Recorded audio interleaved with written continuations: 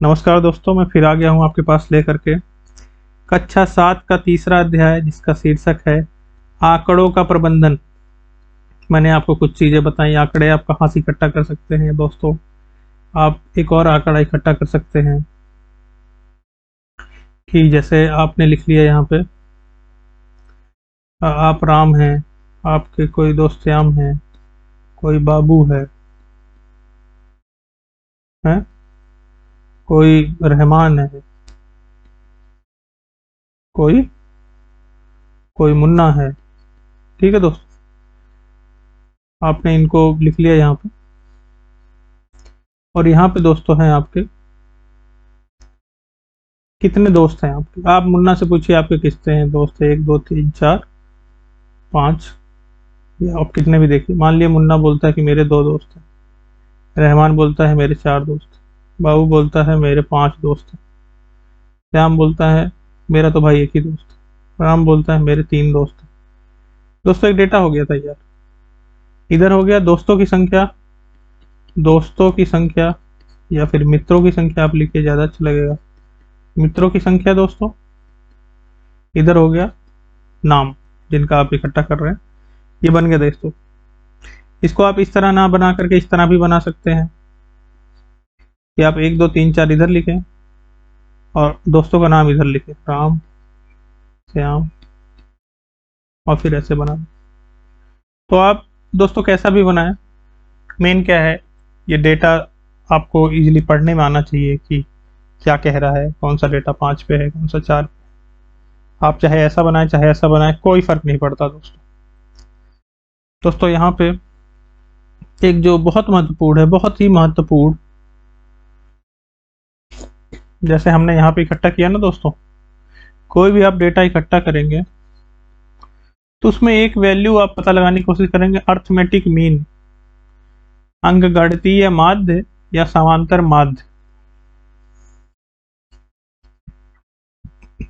जैसे कि मान लिया ये दोस्त थे 1 2 3 4 5, 5 दोस्त थे। उनके दोस्तों की संख्या कितनी कितनी थी, 2 4 5 1 3, 4 2 6, 6 3, 6 5 11 12 12 3 15 दोस्तों, 15। और तो कुल लड़के कितने हैं, 5।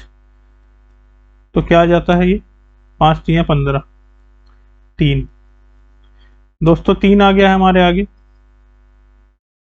माध्य जो है, माध्य तो कहते हैं mean, mean arithmetic mean, arithmetic mean भी लिख सकते हैं, सिर्फ मीन भी लिखते हैं। यानी सभी को जोड़ करके कितने लोगों की बात हो रही है। तो जो ये 3 वैल्यू है ये क्या बता रही है कि ऑन एवरेज, ऑन एवरेज 3 मित्र हैं, सभी के 3 मित्र हैं। समझ गए दोस्तों। एवरेज आपको एक आइडिया दे देगा कि हाँ लोगों के कितने मित्र होते हैं। आप यही मान लो बहुत ज़्यादा लोगों का निकालेंगे, 100 लोगों का निकालेंगे, तो जो वैल्यू आएगी तो आमतौर पे वो एक आइडिया दे देती है कि आमतौर पे लोगों के कितने मित्र होते हैं। ऐसा जरूरी नहीं कि किसी के 3 है। देखो यहाँ पे 5 मित्र भी हैं, बाबू के 5 मित्र हैं, मगर वहीं श्याम के एक ही मित्र है। मगर आमतौर पे ऑन एवरेज, एवरेज कहा जा रहा है दोस्तों, ये एवरेज। एवरेज जानते हैं ना दोस्तों आप। देखिए मैं आपको, बहुत ही महत्वपूर्ण है, बहुत ही महत्वपूर्ण है एवरेज। यहाँ पे देखो माध्य, सभी प्रेक्षणों का योग करके प्रेक्षणों की संख्या लिख दीजिए आप। यही तो हमने किया, सभी प्रेक्षणों का योग लिख दिया, 2 3 5 1 3। और कितने दोस्त थे, 5, 3 आ गए, 3 मित्र आ गए दोस्तों। एवरेज है ये एवरेज है, एवरेज। दोस्तों आपने ये टर्म कभी सुना है एवरेज? जी हाँ दोस्तों, मैं आपका ध्यान बिल्कुल यही ले जाना चाहता हूँ क्रिकेट पे। क्रिकेट में आपने देखा होगा, मान लीजिए मैं विराट कोहली का एग्जांपल देता हूँ। आजकल जो फॉर्म में नहीं है, मगर पहले बहुत ही बेहतरीन बल्लेबाज, सर्वश्रेष्ठ बल्लेबाजों में से एक। इनका प्रदर्शन रहता था दुनिया में। तो जो अगर मैं कहूँ ओडीआई, ओडीआई से मेरा मतलब है वनडे मैच, वन ओ से वन, डी से डी, ए से इंटरनेशनल मैच, जिसको हम कहते हैं हिंदी में एक दिवसीय, एक दिवसीय, एक दिवसीय, एक दिवसीय मैच।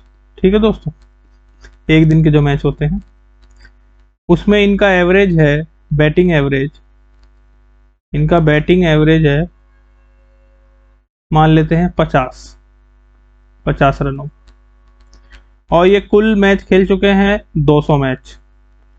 200 मैच में इनका 50 रन का एवरेज है दोस्तों, समझ रहे हैं आप? यानी लगभग लगभग हर मैच में 50 रन मारते ही मारते हैं। जैसे मैं आपको कहूं, अगर इन्होंने एक मैच में 0 मारा, एक मैच 100 रन मारे, तो एवरेज क्या हो गया दोस्तों? 2 मैचों का, 2 मैचों का एवरेज क्या हो गया? 2 मैचों का एवरेज 2 से भाग करिए, 100, 50, 50 आ गए। तो ये सारा कुछ मिला जुला के अगर हम ऐसे बोलें, ये इनका एवरेज है 50, ये 0 है, तो कभी ये 0 पे, कभी ये 0 पे आउट होते हैं, कभी कुछ बनाते हैं, कभी कुछ बनाते हैं, कभी कम बनाते हैं, कभी ज़्यादा बनाते हैं, मगर ऑन एवरेज जो है उनका जो रहता है वो 50 रन। 50 रन पे आप इनको भरोसा कर सकते हैं कि ये 50 रन का इनका एवरेज है। ठीक है दोस्तों, इसी तरीके का एक एग्जाम्पल भी यहाँ दिया गया है कि कोई बल्लेबाज है, वो 6 इनिंगों में कितने कितने रन मारता है? 36, 35, 40, 46, 60, 55। दोस्तों इसको नीचे लिख देते हैं, यहाँ लिख देते हैं दोस्तों। तो एवरेज कैसे निकालेंगे आप? मीन जिसे कहते हैं, मीन या माध्य, माध्य जोड़िए आप, 36 plus 35 plus 50 plus 46 plus 60 plus 55। कितनी इनिंग है दोस्तों ये? 1 2 3 4 5 6, 6 इनिंग में 6 से भाग दीजिए आप। 36 और 36 72, मगर यहाँ 35 है तो 71, 71 और 50 121, 121 और 6 127, 40 167, 167 और 60 227 और 5 232 और 50 282 दोस्तों, इनका भी यही आया है 282। 6 से आप भाग करिए, 6 चौक 24 और 42 आया, 6 सत्ते 42, 47 रन इनका आया है, 47 रन प्रति इनिंग, प्रति इनिंग। यही तो हुआ ना दोस्तों, 47 रन आमतौर पर ये इनका एवरेज आ गया।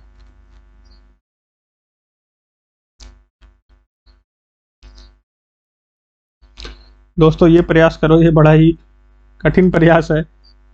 आप अपनी पढ़ाई में व्यतीत किए गए अपने समय घंटों का पूरे सप्ताह का औसत किस प्रकार ज्ञात करेंगे? आप एक रफली आइडिया ले सकते हैं। आप स्कूल को हटा दें, आके आप 2 घंटा काम करते हैं होमवर्क, आप प्रतिदिन लगभग 2 घंटा काम करते हैं 5 दिन, शनिवार रविवार आप कुछ भी नहीं करते हैं, मगर दिन वो भी जुड़ जाएंगे।